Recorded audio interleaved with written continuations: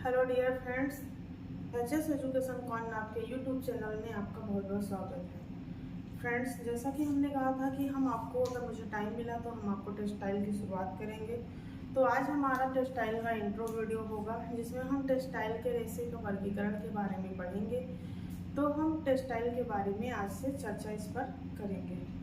तो हम सबसे पहले क्या जानेंगे टेक्सटाइल में? तो टेक्सटाइल में हम सबसे पहले जानेंगे टेक्सटाइल में इतिहास।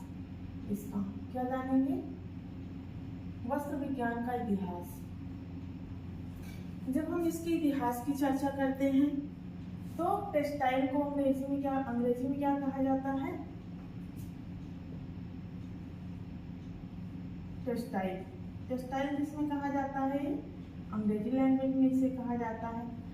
अब इसका मतलब क्या होता है? ये किस शब्द से बना है? ये लैटिन लैंग्वेज के टेक्सियर शब्द से बना है। किससे बना है? टेक्सियर से बना है।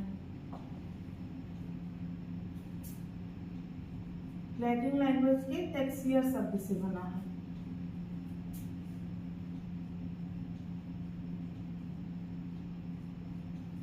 लैटिन लैंग्वेज के टेक्सियर से बना है, जिसका मतलब क्या होता है? टू वोवन, मतलब बुना हुआ कपड़ा।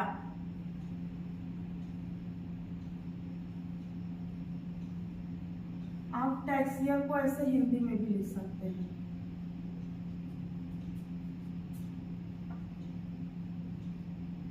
तो इतना चीज समझ में आप लोग को आया? हमने क्या बताया अभी तक आपको? हमने बताया कि जो हमारा टेक्सटाइल शब्द है, परिधान, हम जो क्लॉथिंग टेक्सटाइल सब्जेक्ट पढ़ते हैं उसमें टेक्सटाइल कहते हैं। टेक्सटाइल कैसा शब्द है? अंग्रेजी का शब्द है, लैटिन लैंग्वेज से लिया गया है, जिसको क्या कहा जाता है? टेक्सियर कहा जाता है। टेक्सियर का अर्थ क्या होता है? टू वूवन, मतलब बुना हुआ कपड़ा। तो हमारे एग्जाम में पूछा जाता है कि टेक्सटाइल किस भाषा का शब्द है, तो हम बताएंगे अंग्रेजी भाषा का शब्द है। सेकंड आता है टेक्सटाइल किस लैंग्वेज से लिया गया है, तो लैटिन लैंग्वेज के टेक्सियर से लिया गया है, जिसका अर्थ क्या होता है? To woven. अब हम आज आगे जानेंगे कि कपड़ों की आवश्यकता हमें क्यों पड़ी।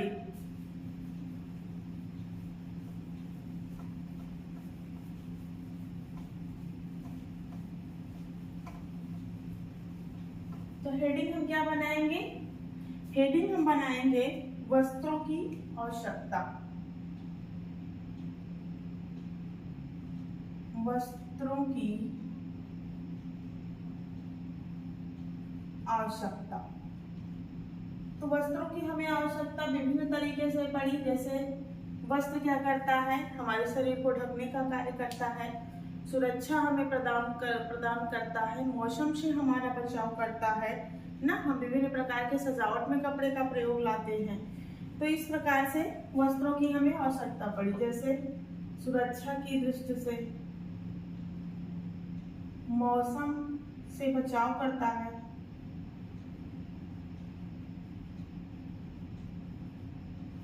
घर की साज सज्जा में हम वस्त्र का प्रयोग करते हैं। शादी विवाह में वस्त्रों से ही तो घर को डेकोरेट किया जाता है। घर की साज सज्जा, समाज में प्रतिष्ठा वस्त्र प्रदान कराता है हमें, समाज में प्रतिष्ठा। तो ऐसे बहुत सारे कार्य हैं जिनके लिए हमें वस्त्र की आवश्यकता पड़ी, इसलिए हम वस्त्रों का उपयोग करते हैं। लेकिन आदि मानव पहले हमारे वस्त्रों का उपयोग नहीं करते थे, लेकिन जैसे जैसे हमारे देश का विकास हुआ, वस्त्र की आवश्यकता महसूस हुई, तो वस्त्र इन कार्यों के लिए हमारे लिए उपयोगी है। जैसे हमें सुरक्षा प्रदान करता है, मौसम से हमारा बचाव करता है, ठंडी गर्मी, समर, ठंडी गर्मी, बरसात, अलग अलग ऋतुओं में अलग अलग तरीके के वस्त्र पहनते हैं। घर की साज सज्जा में, घर को सजाने में, पर्दे हो गया, कारपेट हो गया, गलीचे हो गए, दरी हो गए, डेकोरेटिव के लिए भी हम वस्त्र का प्रयोग करते हैं। और वस्त्र हमें क्या करता है? समाज में हमारी प्रतिष्ठा भी प्रदान करता है, इसलिए हम वस्त्र का प्रयोग करते हैं। अब हम आगे जानेंगे वस्त्रों की आवश्यकता। वस्त्रों की अवस्थाएं। आगे क्या जानेंगे? वस्त्रों की अवस्थाएं। तो इनकी जो अवस्थाएं होती हैं, इनकी अवस्थाओं को कितने भागों में बांटा गया है? 5 भागों में बांटा गया है। वस्त्र की अवस्थाओं को कितने भागों में बांटा गया है? तो वस्त्र की अवस्थाओं को 5 भागों में बांटा गया है, जिसमें पहला हमारी कौन सी है? नग्न अवस्था। नग्न अवस्था का तात्पर्य आप लोग समझ पा रहे होंगे कि जैसे यहाँ पे जो मनुष्य थे वो कपड़ों का प्रयोग नहीं करते थे, तो यहाँ पे जो है पहला पॉइंट हम क्या बनाएंगे? वस्त्रों का प्रयोग नहीं किया जाता था, वस्त्रों का प्रयोग नहीं। और नग्न अवस्था में क्या करते थे? बचाव के लिए इंसान कहाँ रहता था पहले? क्योंकि पहले हमारा समाज ऐसे विकसित नहीं था, तो बचाव के लिए लोग गुफाओं का प्रयोग करते थे या पेड़ों पर रहते थे। बचाव के लिए क्या करते थे? गुफाओं का प्रयोग करते थे। तो नग्न अवस्था में किसी भी प्रकार के वस्त्रों का प्रयोग नहीं किया जाता था और घूम घूम करके अपना जीवन यापन करते थे, कच्चे मांस उसको खा करके। इस प्रकार से इनका जीवन यापन रहता था। तब वस्त्रों का हमारे विकास नहीं हुआ था। फिर धीरे धीरे आई शिकार की अवस्था। कौन सी अवस्था? शिकार की अवस्था। सेकंड। अब शिकार की अवस्था में क्या होगा बच्चों? तो शिकार की अवस्था में सबसे पहले इन्होंने क्या किया? जो पेड़ पौधे होते थे उनके पत्तों की छाल का प्रयोग करने लगे। तो पेड़ के पत्तों को धारण करने लगे, मतलब अपने तन को ढकने के लिए शिकार की अवस्था में क्या करने लगे? पेड़ के पत्तों को धारण करने लगे। और क्या करने लगे? जब शिकार करते थे तो जानवरों को मारते थे, तो जानवरों की जो खाल होती थी ऊपर की चमड़ी, उसको भी धारण करने लगे। जानवर की खाल का प्रयोग। शिकार की अवस्था में इन्होंने क्या करने लगे? शिकार की अवस्था में पेड़ के पत्तों को धारण करते थे, पत्तों की छाल को धारण करने लगे और जानवरों को मार करके जानवरों की खाल का प्रयोग करने लगे। फिर हमारी धीरे धीरे आती है, हमारे समाज का विकास होता है तो आती है कृषि अवस्था। कौन सी आती है? कृषि अवस्था। अब यहाँ पे ये कृषि पे उत्पादन करने लगे, बीज वगैरह बोने लगे। तो कृषि अवस्था में सबसे पहले इनको प्रेरणा कहाँ से मिली वस्त्र बनाने के लिए? तो इनको जो प्रेरणा मिली वो घोंसला देख करके इनको प्रेरणा मिली कि हम भी इस प्रकार से वस्त्र का निर्माण कर सकते हैं। घोंसला देखकर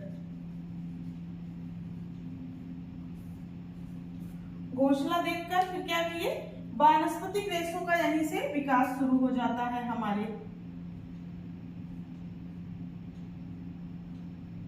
यहीं से क्या होता है? वानस्पतिक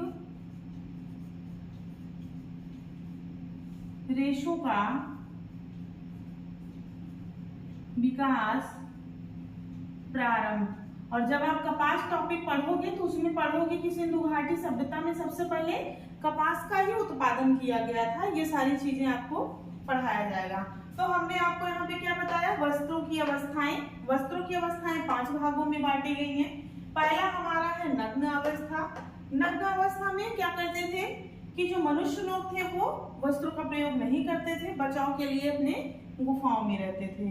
दूसरा है शिकार की अवस्था। शिकार की अवस्था में क्या करते थे? पेड़ के पत्तों को धारण करने लगे और जानवरों की खाल को धारण करने लगे। फिर जैसे जैसे हमारे समाज का विकास हुआ, कृषि की अवस्था आई।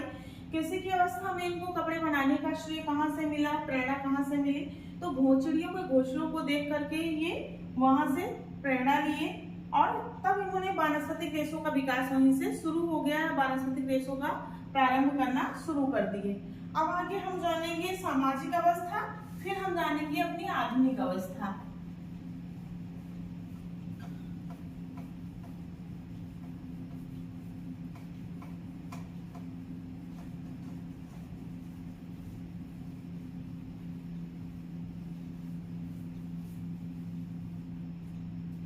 अब अगला पॉइंट हम जानेंगे सामाजिक अवस्था।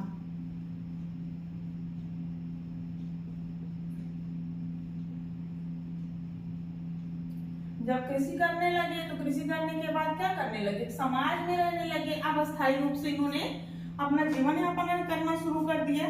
तो सामाजिक अवस्था में क्या किए, हमारा जो समाज था वो 4 वर्गों में बंट गया, ब्राह्मण,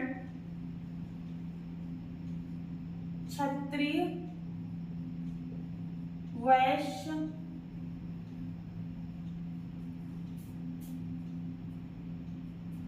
तो कार्य के अनुसार इनको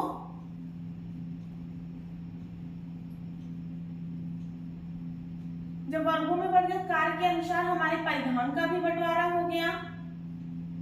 और क्या होने लगा सामाजिक अवस्था में, तो सामाजिक प्रतिष्ठा भी मिलने लगी, सामाजिक प्रतिष्ठा। इतनी बात समझ में आई। और भारत में भी समाज का विस्तार हो गया, मतलब कई जगहों पे समाज का विस्तार हो गया, इस प्रकार से कार्य होने लगा। उसके बाद हमारा आता है 5वां, आधुनिक अवस्था। आधुनिक अवस्था मतलब वर्तमान समय। आधुनिक अवस्था में क्या हुआ, विभिन्न प्रकार के रसायनों का प्रयोग किए जाने लगा, मशीनीकरण हो गया, मशीनीकरण हो गया, रसायनों का प्रयोग किया जाने लगा, विभिन्न रसायनों से रेशे बनाए जाने लगे। आज हमारे समाज में बहुत प्रकार के रेशे हैं और बहुत तरह के कपड़े मार्केट में उपलब्ध हैं। हम जाते हैं तो अभी जो है देखते हैं, यहाँ पे मशीनीकरण का विकास हो गया, विभिन्न प्रकार के पॉलीमराइजेशन होने लगे, विभिन्न प्रकार के पॉलीमर बनने लगे और विभिन्न रसायनों के प्रयोग से हमारे विभिन्न प्रकार के कपड़ों का निर्माण होने लगा। तो इस प्रकार से हमने जाना वस्त्रों की अवस्थाएं।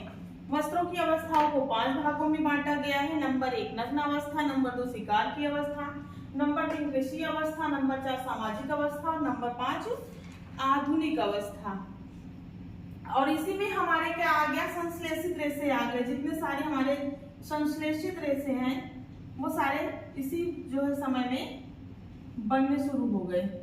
संश्लेषित रेशों का विकास हो गया। संश्लेषित रेशों में जैसे नायलॉन आपका है, डेक्रॉन है, आर्लान है, ऐसे बहुत सारे रेशे हैं। इन सारे रेशों का विकास हमारे आधुनिक अवस्था में ही हुआ। अब हम जानेंगे वस्त्र धारण के सिद्धांत। टेक्सटाइल को पढ़ने से पहले हमें एक टेक्सटाइल की भूमिका बनानी बहुत जरूरी होती है। जब आप इन सब चीजों को जान जाएंगे तो आपको पढ़ने में बहुत सरलता होगी, एक एक रेशों को आप पढ़ते चलेंगे। तो सबसे पहले हम जानेंगे वस्त्र धारण के सिद्धांत।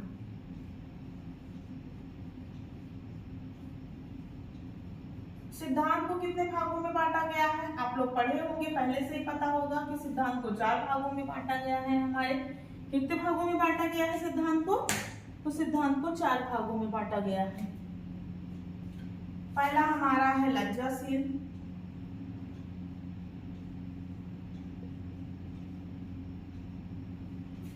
जिसे बोलते हैं मोडस्टी।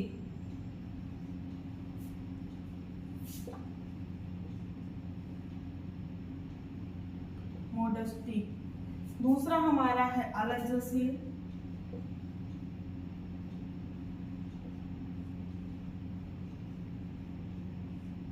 जिसे बोलते हैं इमोडस्टी।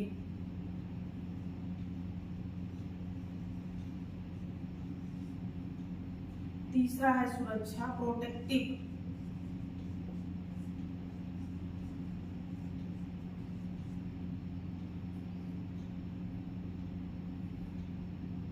प्रोटेक्शन। अगला हमारा है सजावटी, मतलब डेकोरेटिव।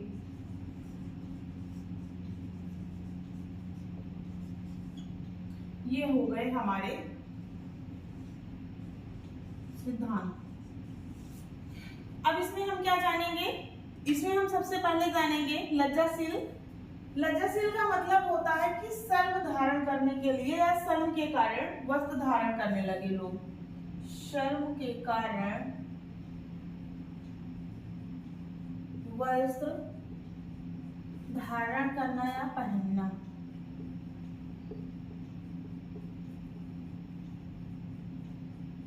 ये तो हो गया लज्जाशील।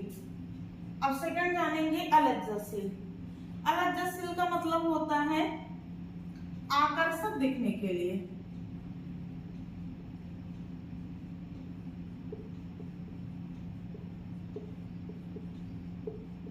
और इसी को जो है सबसे ज्यादा आलोचना की भी गई थी और अलज्जाशील की क्या हुई थी, सर्वाधिक आलोचना भी इसकी हुई थी कि आकर्षक दिखने के लिए वस्त्र पहना जाता है। तो हमारे एग्जाम में आ भी सकता है ऐसा भी क्वेश्चन कि सर्वाधिक आलोचना किसकी की गई, तो अलज्जाशील की सर्वाधिक आलोचना की गई। सुरक्षा के लिए, तो सुरक्षा के लिए आपको पता ही है, जैसे जानवर से सुरक्षा, मौसम से सुरक्षा,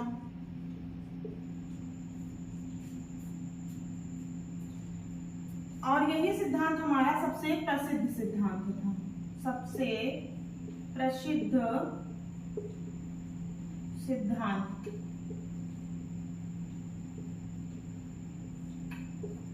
क्योंकि सुरक्षा के दृष्टि से ही तो हम कपड़ों का प्रयोग करने लगे थे, तो यह जो हमारा सिद्धांत है ये सबसे ज्यादा पॉपुलर था, सबसे ज्यादा प्रसिद्ध सिद्धांत था। उसके बाद अगला हमारा है सजावटी। तो सजावटी के लिए, जैसे सुंदरता के लिए, डेकोरेटिव का प्रयोग करने, घरों की सजावट के लिए, सुंदरता के लिए, और यहीं पर हमारा जो रेशमी धागा है, रेशमी धागे की कढ़ाई शुरुआत हो गई।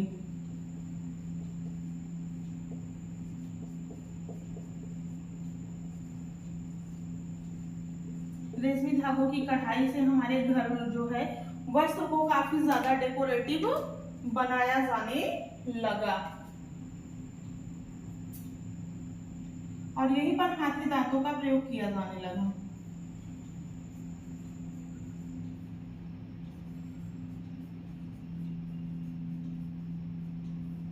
तो ये हो गए हमारे वस्त्र धारण के सिद्धांत। पहला हमारा क्या है, लज्जाशील।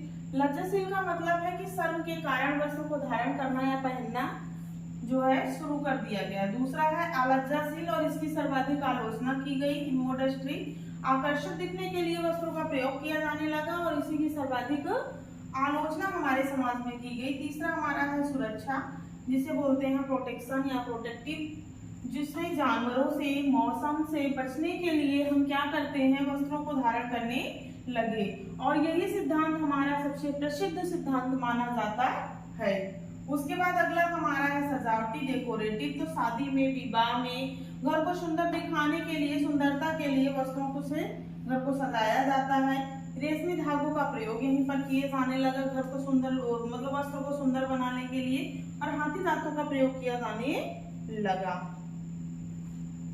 अब हम जानेंगे रेशों के बारे में कि रेशे कैसे होते हैं और कितने प्रकार के होते हैं। अब रेशों का वर्गीकरण जानेंगे। वैसे तो रेशों का वर्गीकरण सबको पता होगा, लेकिन एक फ्रेम तैयार होना चाहिए। तो रेशों का वर्गीकरण थोड़ा सा देख लेंगे।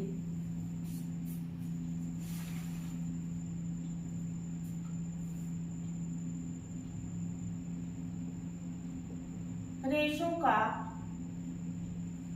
वर्गीकरण, जब हम रेशों के वर्गीकरण को पढ़ते हैं तो हमेशा इसे दो भागों में बांट करके पढ़ते हैं। एक तो हमारा होता है स्रोत के आधार पर, दूसरा होता है लंबाई के आधार पर। तो सबसे पहले हम जानेंगे लंबाई के आधार पर।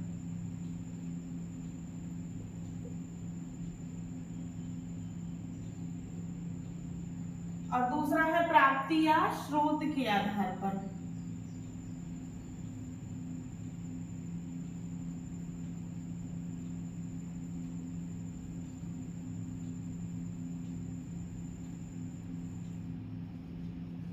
अब लंबाई के आधार पर तो हम अपने रेशों को दो ही भागों में बांट सकते हैं, जैसा कि आप लोगों को पहले से ही पता है। एक हमारा रेशा होता है फिलामेंट और दूसरा हमारा होता है स्टेपल। मतलब एक होता है हमारा दीर्घाकार और दूसरा हमारा होता है लघु आकार। तो यहाँ पे हम ऐसे लिख लेंगे स्टेपल और फिलामेंट। और यहाँ से क्वेश्चन हमारे एग्जाम में पूछे भी जाते हैं। 2021 टीजीटी में भी यहाँ से क्वेश्चन आया था। तो स्टेपल रेशा हमारा कैसे होता है, लघुकार होता है या लघु आकारीय होता है। और इसकी क्या विशेषताएं होती हैं, जितने भी हमारे प्राकृतिक जगत के रेशे हैं सभी स्टेपल हैं, समस्त प्राकृतिक रेशे, सिर्फ एक रेशा छोड़ करके। कौन सा है, सबको पता है, रेशम। क्योंकि रेशम के जो कोकून होते हैं वो 3000 मीटर से लेकर के मतलब 300 मीटर से लेकर के 1800 मीटर तक उसके रेशे लंबे होते हैं, इसलिए। और बाद में यहाँ पे क्या है, रेशम। क्योंकि रेशम हमारा स्टेपल में नहीं आता है तो अपनी कॉपी में ऐसा लिख लेंगे, अपवाद में क्या है, रेशम है। और इसका मापन किसमें किया जाता है, इंच में, मीटर में इसका मापन नहीं होता है। तो ये सारी विशेषताएं किसकी हो गई, हमारी स्टेपल की हो गई। सबसे पहली विशेषता है कि लघु आकारीय रेशा होता है। दूसरा होता है कि प्राकृतिक जगत के जितने भी रेशे होते हैं सब हमारे स्टेपल के अंतर्गत आते हैं। रेशम एक ऐसा रेशा है जो कि फिलामेंट में आता है और इसका मापन जो है किसमें किया जाता है, इंच में किया जाता है। अब हम फिलामेंट को जानेंगे। फिलामेंट में पहला पॉइंट हमारा क्या है कि दीर्घाकार रेशा होता है या दीर्घाकारी। दूसरा क्या है कि जितने भी हमारे कृत्रिम जगत के रेशे हैं समस्त मानव निर्मित रेशे। क्योंकि मानव निर्मित जो हमारे रेशे होते हैं इनको लोग कैसे बनाते हैं, स्पिनरेट के माध्यम से एक कोलाइडल घोल तैयार करते हैं और घोल को स्पिनरेट में डालते हैं और फिर हम अपने रेशे को खींचते जाते हैं, तो हम अपनी इच्छा अनुसार जितना लंबाई उसकी चाहते हैं बना लेते हैं। इसलिए हमारे जो मानव निर्मित सारे रेशे होते हैं वो फिलामेंट में आते हैं। और कौन सा आता है फिलामेंट में, रेशम जो है फिलामेंट में आता है। लेकिन ये कैसा रेशा है, प्राकृतिक जगत का है। और इसका मापन किसमें होता है, मीटर में होता है।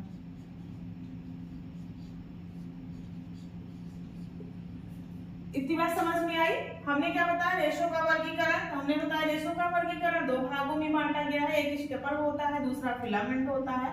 स्टेपल की कुछ अपनी विशेषताएं हैं और फिलामेंट की कुछ अपनी विशेषताएं हैं।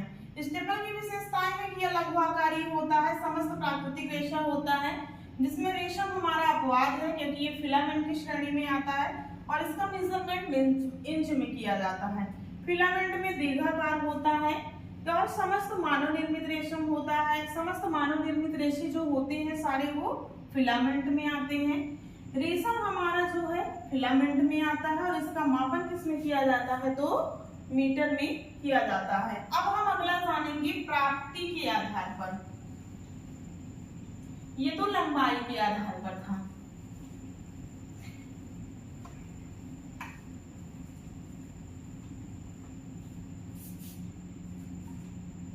अब हम जानेंगे प्राप्ति या स्रोत के आधार पर। तो प्राप्ति या स्रोत के आधार पर भी दो भागों में बांट के पढ़ते हैं।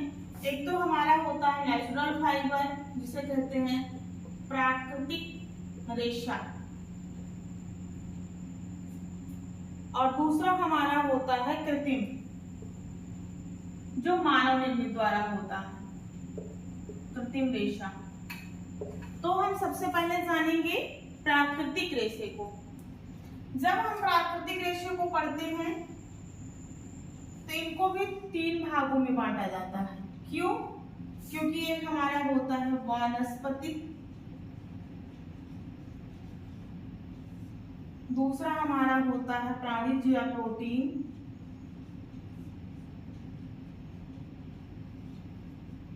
तीसरा होता है खनिज।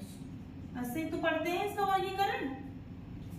अब प्राकृतिक रेशे को भी हमारे तीन भागों में बांटा गया है। क्यों? क्योंकि कुछ तो हम बीज से प्राप्त करते हैं, कुछ तना से बाष्ट से प्राप्त करते हैं और कुछ जो है हम किससे प्राप्त करते हैं, पत्तियों से प्राप्त करते हैं। तो सबसे पहले तरफ लिख लेंगे बीज का रेशा, दूसरा लिख लेंगे तना या बाष्ट, और तीसरा लिख लेंगे पत्ती, पत्तियां, लीव्स।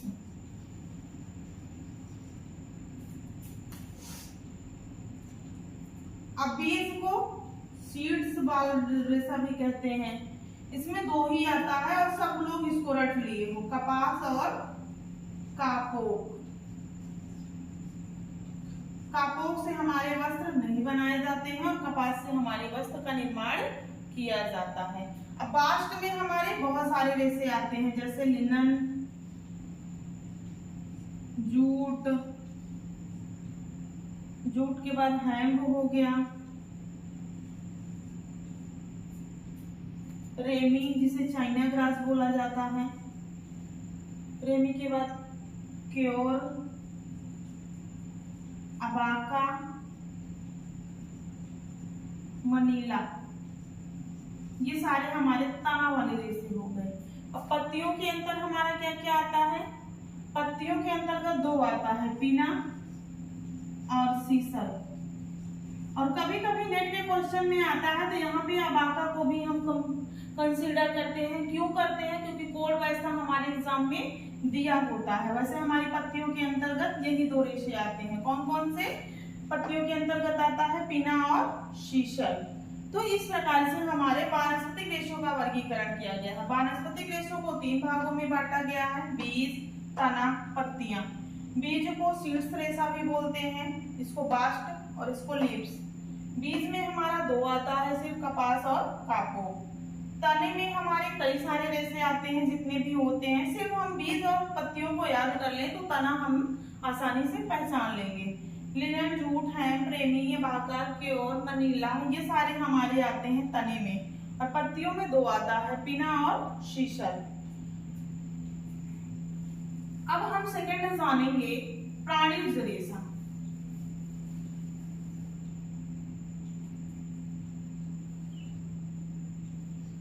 कौन सा जानेंगे? प्राणिज रेशा। प्राणिज में दो ही है, एक तो हम भेड़ों से प्राप्त करते हैं ऊन, एक तो बॉम्बे से मोरी से प्राप्त करते हैं रेशम। दो होता है प्राणिज में। उसके बाद हम खनिज रेशा जानेंगे। तो खनिज हमारे 3 हैं, जो चट्टानों की खुदाई से मिलते हैं, सोना, चांदी, एस्बेस्टस। ये तो हमारे हो गए खनिज रेशे।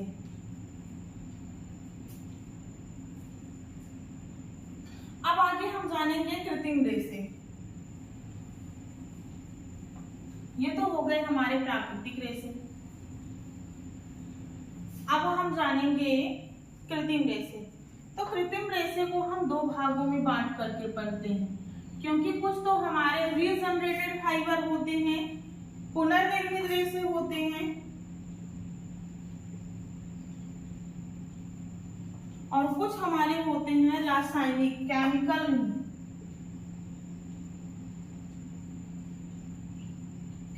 रेशे होते हैं। जैसे पुनर्निर्मित में रेयान, लाइसोल। तो केमिकल में हमारे नायलॉन हो गया, पॉलिस्टर हो गया, डेक्रॉन हो गया, ये सारे रेशे आते हैं। डेक्रॉन के बाद हमारा फाइबर ग्लास हो गया। तो ये सारे हमारे केमिकल के थ्रू बनाए जाते हैं, इसलिए जो है इनको रासायनिक रेशे की श्रेणी में रखा गया है। तो इस प्रकार से हमने जाना इसमें रेशों के बारे में। ये हमने रेशों का वर्गीकरण कंप्लीट कर लिया। इस वीडियो में बस इतना ही। अगर आप लोग को ये वीडियो ठीक लगती है और समझ में टॉपिक आ रहा है तो आप फीडबैक अपना जरूर दीजिएगा। अब हम एक एक रेशे को करते जो है चलेंगे। ज्यादा छुट्टियां तो मुझे नहीं मिली हुई हैं, लेकिन मैं कोशिश करूंगी कि जो हमारा टेक्सटाइल है इसको कंप्लीट करा दूं। और अगर आप लोग का फीडबैक अच्छा रहा तो मैं इसे कंटिन्यू आगे भी स्कूल टाइम में भी इसे करने की कोशिश करूंगी। इस वीडियो में बस इतना ही। मिलते हैं नेक्स्ट वीडियो में, तब तक के लिए धन्यवाद। खुश रहिए और पढ़ते रहिए, क्योंकि एग्जाम आप लोगों का लग रहा है कि अब कुछ ही पल बचे हुए हैं जिसमें हमारा एग्जाम हो सकता है, और सिलेक्शन बहुत जरूरी है। इसलिए आपको कहीं से भी रिसोर्स मिले, आप पढ़ते रहिए। बस एक ही ऑप्शन बचा है सिलेक्शन लेने के लिए। पढ़ना बहुत जरूरी है और पढ़ने के लिए हमें एक टाइम टेबल बना लेना चाहिए, जिसके अकॉर्डिंग हमें अपनी पढ़ाई को कंटिन्यू करना चाहिए। मिलते हैं हम नेक्स्ट वीडियो में, तब तक के लिए धन्यवाद।